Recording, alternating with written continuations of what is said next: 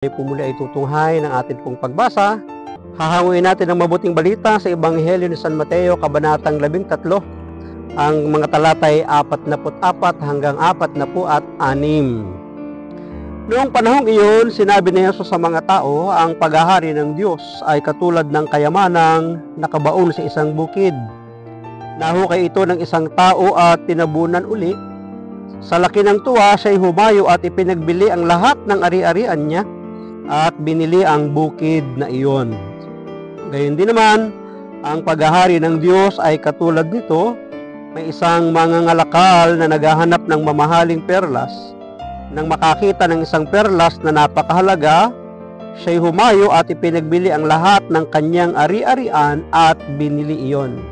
Pagpalain po ng Diyos ang pagkabasa ng kanyang mabuting balita.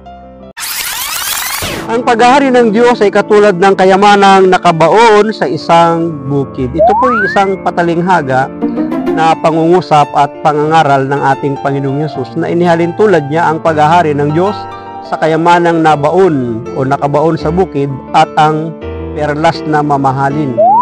Ang mga nakasumpong nito ay ipinagbili ang lahat ng kanilang mga ari-arian para lamang mapasa kanila yung kayamanang nakabaon na natuklasan at yung perlas na mamahaling napakahalaga na nakita ng mga ngalakal. Ang paghahari ng Diyos ay inihahalin tulad sa kayamanang nakabaon at napakahalagang perlas. Anong ibig sabihin nito sa ating buhay? Kapag nasumpungan natin ang mga bagay na ito, sapagkat ito ang paghahari ng Diyos, kaya nating iwaksi, kaya nating iwan, kaya nating i-dispose, kaya nating ibenta ang lahat, mapasa kamay lang natin ang paghahari ng Diyos. Kung may mga taong handang isakripisyo ang lahat para sa makalupang kayamanan, nalilipas at mawawala din naman, gaano pa kaya kung ang kayamanang nakataya ay ang ating kaligtasan at ang kaharian ng langit? So, hindi natin may pagpapalit kapag nasumpungan na natin ang kaharian ng langit, ang paghahari ng Diyos. Dapat kaya nating bitawan ang lahat ng mga bagay na pumipigil para mapasa atin yung dapat na pinakaaasam natin, ang paghahari ng Diyos o ang kaharian ng langit. Mapangahas at tila matapang ang naging hakbang ng mga tauhan sa Ebanghelyo na ipagbili ang lahat ng iba pa nilang yaman para lamang sa yamang nahukay at natagpuan. Maaari nating alamin o isipin ang mga posibleng mga dahilan. Pwede. Marami kang posibleng pwedeng isipin mga dahilan bakit nila kayang ibenta ang lahat ng kanilang ari-arian at mabili lang yung bukid at mabili lang yung mamahaling perlas. Anong ibig sabihin?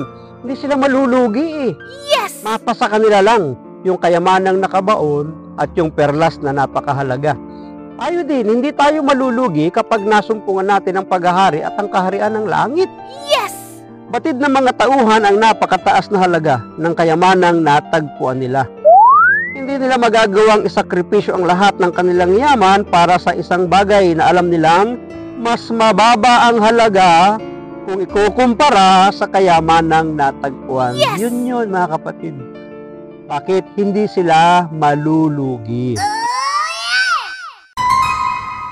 Dahil ang kwento o talinghaga ay ginamit bilang paglalarawan sa kaharian ng Diyos, kung tunay nating kinikilala ang kahalagahan ng kaharian ng Diyos bilang isang pinakadakilang yaman na kailangan nating hanapin, magagawa din nating talikdan o talikuran ang anumang yamang lumilipas alang-alang sa Diyos na tanging makapagbibigay ng kaligayang hindi kailanman maibibigay ng anumang makamundong yaman.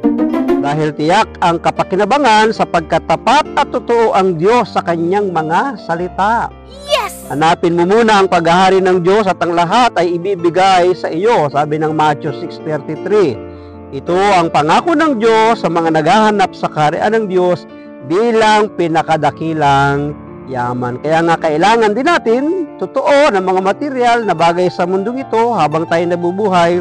Ngunit higit natin kailangan ng Diyos para sa buhay na walang hanggan, ang paghahari at ang kaharian ng langit, ang paghahari ng Diyos sa ating buhay.